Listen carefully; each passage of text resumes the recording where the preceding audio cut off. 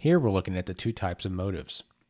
Primary motives are generally unlearned and physiological based. So, if we're looking at the hierarchy of needs, for example, we're looking at the need for food, water, shelter, things like that.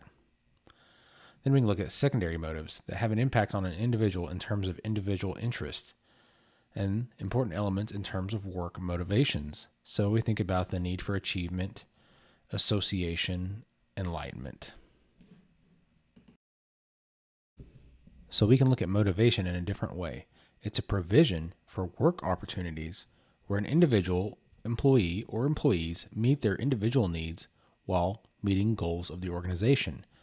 So I'm more motivated if I can meet some personal need while working toward the organizational goal.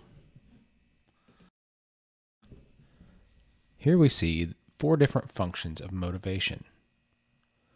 Motivation is a function of need. That's when somebody is motivated and moved to action because of something they need, like a paycheck to pay bills. Motivation can be a function of opportunity. This is when somebody wants an opportunity available to them, or they want to achieve a goal for themselves. This is to meet a need. Motivation can be a function of ability. So an individual must have the skills, training, and knowledge to perform the task and achieve outcomes. Then motivation can be a function of reinforcement. So when we achieve praise, we will expect praise into the future. Then we can look at creating a motivational environment.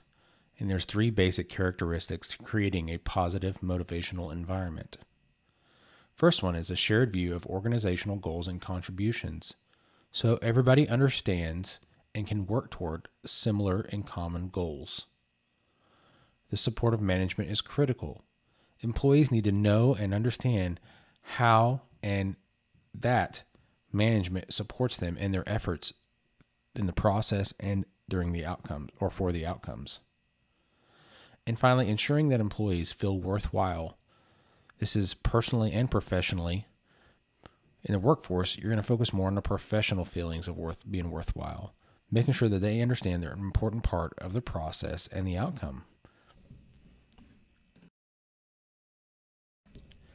And just like leadership, there are a lot of different motivation theories out in the academic world. In general, we can put them into content theories, process theories, and contemporary theories. Again, I encourage you to go out and look at different theories to better understand how your leadership and your personal motivation informs how you work and how you will manage others as they work. So let's provide a brief summary. Managerial leadership is key to success of recreation, parks, and leisure service organizations. It's about influencing others by creating a credible, attractive, and realistic vision of the future. Leadership is moving people toward actions to achieve desired ends or goals.